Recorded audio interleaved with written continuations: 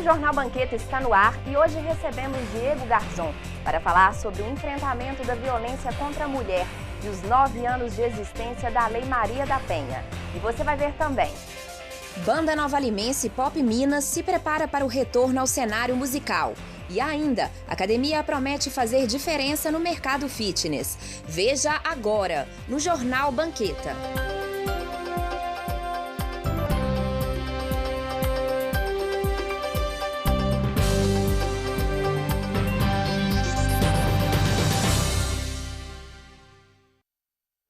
Sucesso nas décadas de 80 e 90, a banda Nova Limense Pop Minas está de volta. O show de estreia será hoje, daqui a pouco, na festa de Nossa Senhora do Pilar. Quem viveu as décadas de 80 e 90 provavelmente se lembra da banda Nova Limense Pop Minas. A sede do Retiro é apenas um dos locais que fez parte da trajetória de sucesso dessa banda, que agora se prepara para retornar ao cenário musical.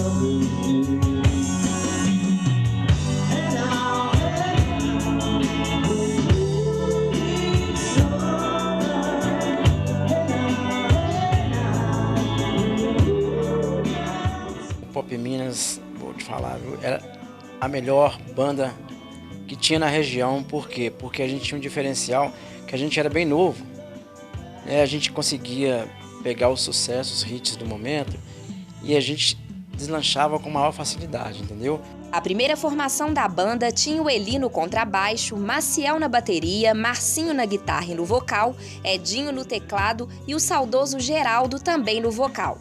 Juntos, eles fizeram da banda Pop Minas um sucesso.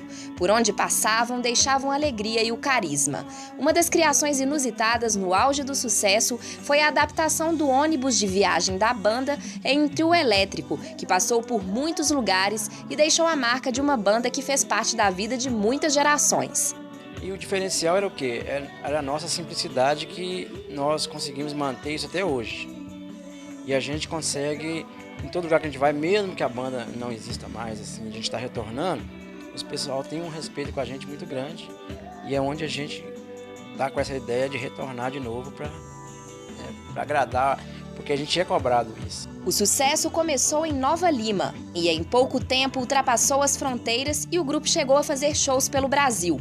O repertório eclético agradava o público. Olha, um repertório que a gente procurava fazer, por exemplo, quando era baile, a gente procurava manter um repertório dançante e, ao mesmo tempo, a gente fazia rock, a gente fazia samba e voltava pro dançante de novo, que era o diferencial da banda de baile. Entendeu? A gente chegava com a banda, o pessoal assim, vamos dançar hoje. Então, mas no meio teria, né, aquele rock, aquele forró, a gente fazia um repertório bem eclético na época. Assim como diversas bandas de sucesso, os integrantes seguiram caminhos diferentes. E após 25 anos de trajetória, a banda se desfez. Foi uma coisa que foi acontecendo aos poucos, entendeu? Cada um com necessidade de uma coisa, era a sociedade.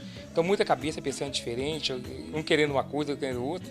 Foi desgastando, entendeu? Foi acontecendo, o primeiro a sair foi o Marcinho, né? Com projeto de fazer solo e tudo. Aí depois manteve a base da banda com outros músicos. E foi assim, desgastando, por causa de tempo junto, mais de 25 anos junto, ideias diferentes, a gente querendo, eu queria uma coisa, o outro queria outra. Aí, em comum acordo, a gente foi chegando ao fim, entendeu? Mas, graças a Deus, todo mundo ficou amigo, entendeu? Não teve nenhuma desavença assim. É tanto que está todo mundo junto aqui, entendeu? Para fazer esse retorno maravilhoso. Mas o público cobrou e eles voltaram. E o show que marca o retorno da banda será na festa de Nossa Senhora do Pilar. A expectativa é fazer, né, o povo relembrar, quem conheceu o Pop Minas relembrar, e quem não conheceu sentiu que foi, entendeu? Na época. É claro que vai rolar coisas atuais também, mas vamos preparar um repertório para atender a galera que conheceu o Pop Minas e mostrar para quem não conheceu, ver o que era realmente na época. E vai ter a parte também que o pessoal, a juventude gosta, a fazer vários estilos depois.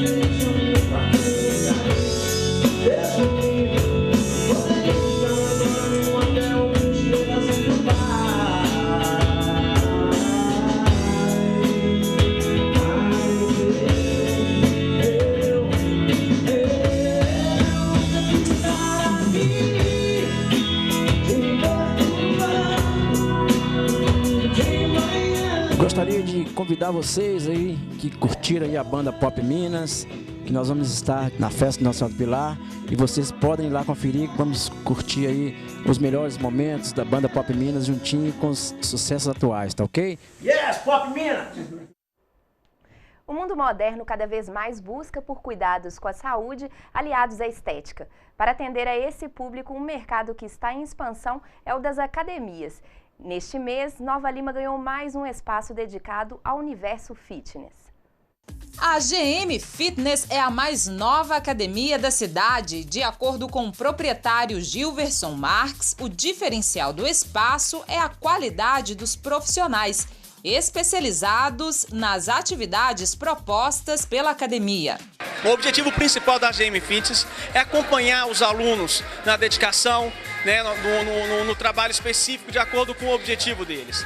A GM Fitness hoje ela tem uma equipe específica, tá, de profissionais especializados na área, né, para proporcionar, né, esse atendimento com qualidade. E a grande importância, o grande detalhe que a empresa hoje ela preconiza, né, é fazer com que o aluno ele se sinta, né, à vontade, ele se sinta de uma forma como se fosse uma segunda casa, né, com todo esse aparato, né, específico desses profissionais acompanhando com muita qualidade e com muito empenho. É com muito orgulho que a GM Fitness ela vem e ela se apresenta para a população de Nova Lima com o intuito de fato de atender e ter uma melhor qualidade dentro de uma estrutura de uma academia. A orientação nutricional é outro recurso oferecido pela academia para auxiliar o aluno na busca de seu melhor plano alimentar. Hoje a gente sabe que a alimentação saudável e a atividade física, elas andam juntinhas, né, para a qualidade de vida. E eu sempre falo que a atividade física ela tem que ser algo frequente na vida das pessoas, assim como a nutrição um hábito, né? E o ideal é que cada pessoa ela tenha uma alimentação de acordo com o seu objetivo. Porque uns vão querer ganhar massa, outros vão querer perder peso, né? E cada pessoa ela tem um metabolismo específico. O corpo de ninguém é igual ao de outra pessoa. Os educadores físicos responsáveis pelo setor de musculação da GM Fitness garantem que cada aluno é tratado de forma individualizada. A musculação é uma atividade bem dinâmica, onde não tem nenhum tipo de restrição com relação à idade. Então, uma pessoa desde que tiver 7 anos, 14, 20, 30, 60... Quem tiver disposição é só vir fazer, não tem nenhum tipo de restrição. A gente consegue adaptar muito bem a idade, ao tipo físico da pessoa, que tem vários ganhos. O grande diferencial da GM Fitness, primeiramente, é respeitar o individual de cada aluno, né? Então, um aluno, quando ele entra aqui na GM Fitness, geralmente ele entra com objetivo, né? Seja a perca de peso, seja a ganha de massa muscular, né? Então a gente pode trabalhar tanto essas duas coisas como a flexibilidade, né? Então tem vários objetivos que podem ser alcançados dentro da musculação. O spinning, uma modalidade de grande queima calórica, é uma das diversas atividades oferecidas. O spinning é uma atividade aeróbica, ela é feita dentro de uma sala, né, com uma ventilação adequada, com som adequado, e a bicicleta ela é estática, ela é parada. Portanto, é uma aula de bike indoor, né, dentro de uma sala toda preparada para isso. O spinning ele vem, né, como uma atividade aeróbica dentro das academias, né, e ajuda a melhorar a capacidade cardiorrespiratória das pessoas. Outro destaque é o Pilates, que pode ser praticado por pessoas de todas as idades. Pilates é uma modalidade de atividade física voltada para a saúde integral do corpo. Então é um exercício que você mexe com o corpo inteiro. Não é tanto voltado para a hipertrofia, ele é voltado para tudo. Alongamento, fortalecimento, enrijecimento, controle de coluna, de respiração. Então é um exercício completo. A gente fala que é um exercício completo. O Conselho Municipal dos Direitos da Criança e do Adolescente de Nova Lima realiza a seleção para o cargo de conselheiro tutelar. Para concorrer à vaga é necessário ter experiência na área da infância e adolescência. Os interessados devem comparecer com os documentos necessários para participar da seleção e preencher uma ficha de inscrição no endereço Avenida José Bernardo de Barros, número 200, no bairro Bonfim. Para mais informações, entre em contato pelo telefone 3547-8499. As inscrições vão até o dia 24 de agosto. No próximo bloco, entrevisto no estúdio Diego Garzon para falar sobre os avanços decorrentes da criação da Lei Maria da Penha e os desafios da violência contra a mulher. Não saia daí!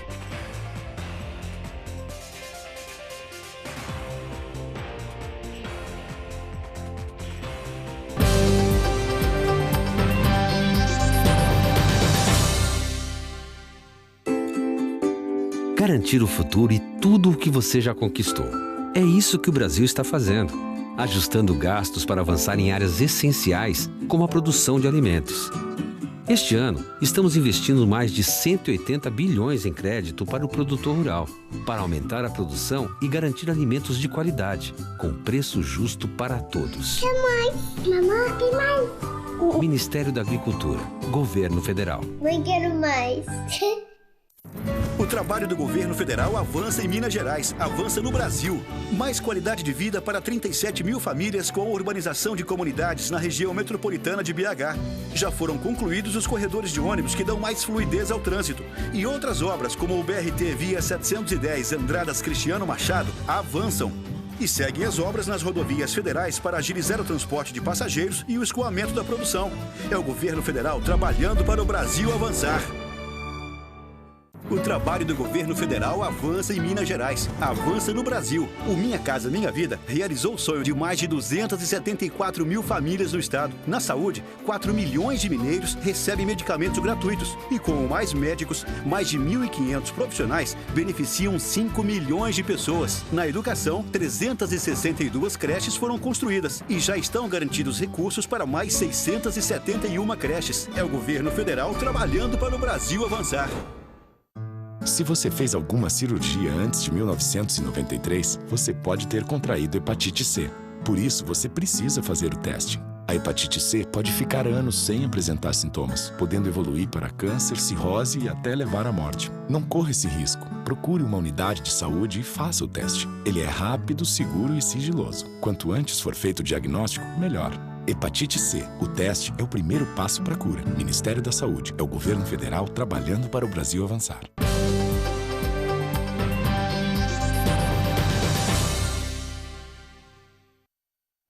Na semana passada, a Lei Maria da Penha completou 9 anos em vigor. Considerada um avanço no combate à violência contra a mulher, a lei ainda tem muitos desafios a enfrentar. Para falar sobre o assunto, recebo Diego Garzon, que durante 4 anos coordenou o Centro Risoleta Neves de Atendimentos de Minas Gerais. Além disso, é especialista em violência contra grupos vulneráveis e minorias. Bem-vindo, Diego. Obrigado. Com essa experiência, você acompanhou dramas de mulheres que viveram a agressão. Eu queria saber, com 9 anos em vigor a Lei Maria da Penha, quais os avanços que a gente teve com essa lei? Ótimo. Boa noite, Júlia. Boa noite a todas, boa noite a todos. Bom, 2 são as principais considerações que a gente tem que fazer destes 9 anos de Lei Maria da Penha. A primeira é que houve uma ampliação da rede de serviços para atender a mulher em situação de violência, né? Isso, inclusive, é preconizado pela própria Lei Maria da Penha. Isso é fundamental para todos nós, para que a gente consiga receber bem essa mulher em situação de violência e ajudá-la. A outra, também muito importante, é justamente o quê? Tirar da invisibilidade do espaço privado a questão da violência contra a mulher. O que é isso? A gente passa a dizer... Quando a gente tem a Lei Maria da Penha promulgada em 2006, a gente, e eu digo Estado brasileiro, nossa nação, diz claramente a todos, nós temos violência contra a mulher dentro do país. E nós precisamos criar mecanismos de combate a essa violência. Então, a gente tira da invisibilidade do espaço privado e deixa público. Precisamos enfrentar isso. Isso é muito importante porque a gente, inclusive, joga por terra aquele ditado que briga de marido e mulher não se mete a colher, De que briga de marido e mulher se resolve entre 4 paredes. Não. Um conflito de marido e mulher, de namorado, namorada, enfim, se resolve entre 4 paredes. Mas quando esse conflito não é mais saudável, precisa de haver uma intervenção do Estado para que essa relação seja tutelada pelo Estado, para que a gente possa resolver mesmo isso, né? Tirar essa mulher da condição de violência. Mas apesar desse avanço aí, com certeza tem muitos desafios a enfrentar, né? Quais seriam esses desafios, tanto para o Estado quanto os serviços prestados? Bom, um desafio fundamental é o fortalecimento destes serviços. Não basta que a gente crie os serviços, nós não podemos só criar, nós precisamos equipar esses serviços com recursos financeiros, né? Nós precisamos equipar com recursos humanos, colocar lá pessoas que estão disponíveis para isso, pessoas capacitadas e sensibilizadas para receber a mulher em situação de violência. Isso é fundamental. O desafio, partindo desse pressuposto, que há um fortalecimento dos serviços, toda a sociedade ganha. Né? A mulher em situação de violência passa a ser mais bem recebida no hospital, na delegacia, passa a ser mais bem recebida no IML, enfim, onde ela precisar, né, ali aportar. E esses serviços passam a fornecer estatísticas também para os governos, dizendo, olha, nessa localidade nós temos X casos de violência contra a mulher. Ou seja, essa estatística vai embasar a formação de uma política pública, né? Vai dizer, olha, diante destes dados, nós temos que pensar numa política pública específica para a mulher em situação de violência do campo, né? Se for uma cidade no campo, Nova Lima a gente não tem muito isso, nós somos prioritariamente a área zona urbana, mas nós precisamos fortalecer nossos serviços médicos. A mulher está chegando lá, ela chega machucada e o técnico de enfermagem não sabe reconhecer a violência que ela sofreu, ela fala que foi um esbarrão, ela fala que caiu de uma escada, e essa pessoa não consegue perceber que isso é uma violência contra a mulher. Este é um avanço importantíssimo e isso a gente precisa, eu digo isso sempre, toda oportunidade que eu tenho, nós precisamos fortalecer os serviços existentes, porque estes serviços vão fomentar também as questões, né? Vão fomentar esse enfrentamento à violência contra a mulher. E o atendimento também do agressor, não é isso? É importante? Sem dúvida é importantíssimo, porque senão a gente começa a fazer um trabalho de secar gelo. Né? Porque as pessoas, mesmo que elas vivam aquelas relações violentas e separem, se distanciem, elas vão viver outras relações, elas vão buscar outros companheiros, outras companheiras, e aí se reproduz aquele comportamento violento. Né? Então este agressor que agredia aquela determinada pessoa, amanhã ele se relaciona com B. Então amanhã a gente passa a ter que receber A e B. E assim consecutivamente. Então o que a gente precisa deixar muito claro é que o atendimento à mulher em situação de violência é muito importante e, como super bem colocado por você, a gente precisa paralelamente pensar no atendimento ao agressor, pensar por que esse homem agride, né? Qual que é a motivação dessa agressão, se é que há alguma motivação plausível, mas o que faz com que esse homem se constitua como um agressor? E trabalhar também essas questões com ele. Verdade. Dos mecanismos da lei é a adoção das medidas protetivas, né? Para você, como que você avalia esse cumprimento dessas medidas? Bom, as medidas, elas ajudam a mulher, empoderam a mulher, dizem para a mulher, olha, o poder judiciário está ciente da sua situação e está acompanhando a situação. Agora, o que a gente não pode também fingir aqui é que o cumprimento dessas medidas protetivas se dão, né, em 100% dos casos. Não. Nós temos também uma falha na fiscalização. As fiscalizações são muito aquém da necessidade. Então, o que a gente precisa deixar claro? Que essa mulher, diante daquele documento expedido pelo juiz, que é uma medida protetiva, ela, quando o agressor rompe essa medida, ela precisa acionar o sistema judiciário. Né? A gente precisa pressionar pela fiscalização mais eficaz, porque essa fiscalização mais eficaz vai fazer também com que tanto o judiciário quanto o próprio executivo possam, né, entender que ali está sendo ineficaz. É o que eu costumo dizer, Júlia, é o seguinte, aqui no Brasil a gente tem um excesso de leis, né? Nos falta o cumprimento integral dessas leis. Se a gente estivesse cumprindo, por exemplo, o Estatuto da Criança e do Adolescente integralmente, a gente não tinha que estar discutindo nem redução da maioridade penal. Se a gente estivesse cumprindo integralmente o que preconiza a Lei Maria da Penha, a gente não precisaria discutir outras formas, né, de recrudescimento da lei mesmo. Então, a gente precisa pressionar os governantes para que eles cumpram o que está preconizado na Lei Maria da Penha desde 2006. Não adianta só criar a lei, né? Sem dúvida. E apesar de muitas mulheres procurarem denunciar, ainda existe aquele medo, né, ou até mesmo vergonha, né? E o que a gente poderia fazer para derrubar essas barreiras? Primeiro, entender que a culpa é de quem agride. né? Ao agressor cabe a culpa, se é que a gente pode dizer de culpa, mas vamos tratar num termo correto, a responsabilidade. A nossa sociedade é uma sociedade patriarcal, que coloca a mulher num papel muito secundário. Então diz para essa mulher o seguinte, quando uma mulher chega, né, devido a uma violência sexual, foi estuprada, né, por um companheiro, por um irmão, por um pai, por quem for, que acontece muito, essa mulher, todo mundo procura um motivo para incriminá-la. Como se a roupa dela, curta ou longa, se a unha dela preta ou vermelha, o que for, seja um ensejo para que ela seja estuprada. Não, né? Se essa mulher estiver andando na rua nua, ninguém tem direito de tocá-la, né? Ninguém pode tocá-la. Isso ela vai responder pela sua própria ação, mas ninguém tem o direito de tocá-la. E aí a gente tem aqui no Brasil esse hábito de colocar a responsabilidade sempre na vítima.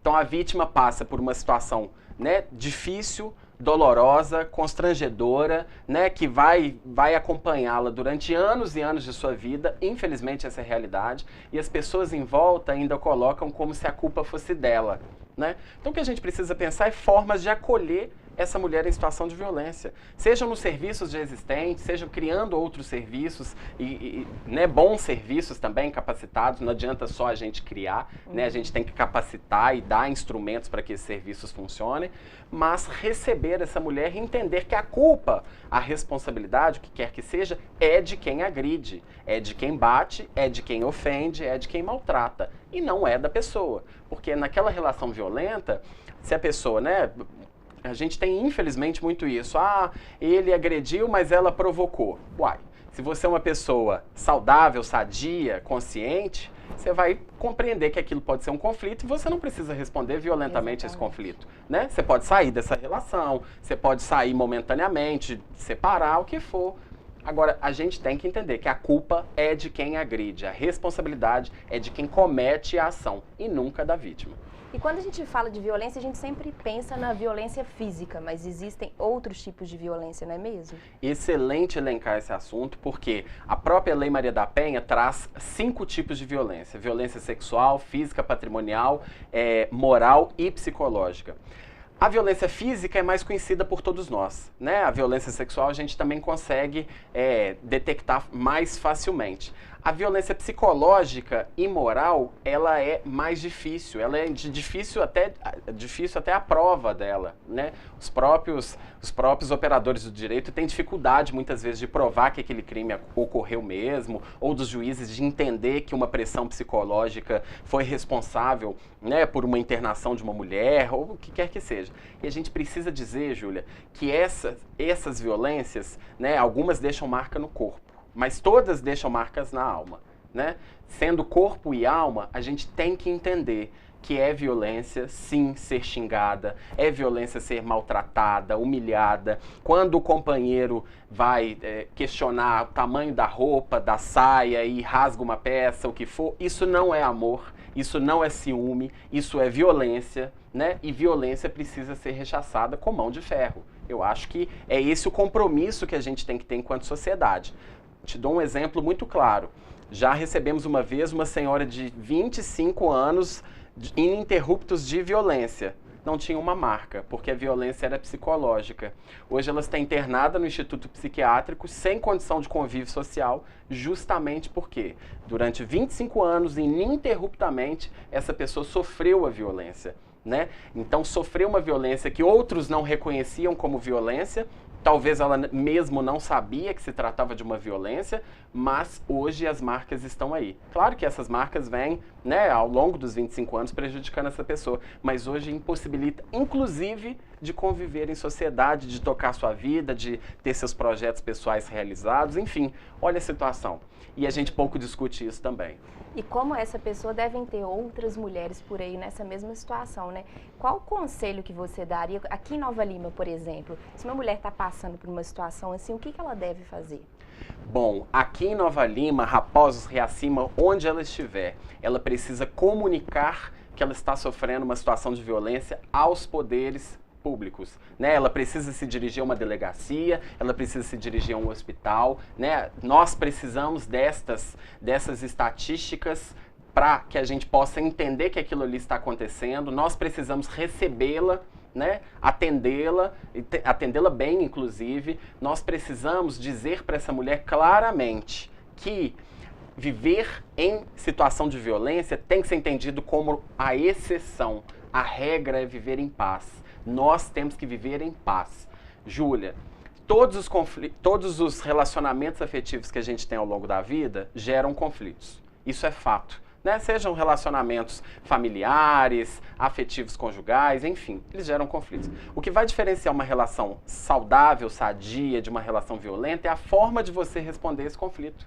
Né? Que uma pessoa saudável, sadia, vai responder de forma saudável, sadia. Uma pessoa perversa, uma pessoa violenta, uma pessoa que entende que a mulher não é um ser dotado de direitos, e sim um ser subjugado, um objeto, uma coisa, vai responder de forma violenta. Né? Então nós precisamos deixar claro para essa mulher, nos atendimentos que essa mulher passe pelos poderes públicos, né? Enfim, toda a sociedade precisa entender que viver em situação de violência tem que ser compreendido como a exceção. A regra é viver em paz. Nós temos que procurar a paz e ela precisa comunicar isso para que os poderes possam agir.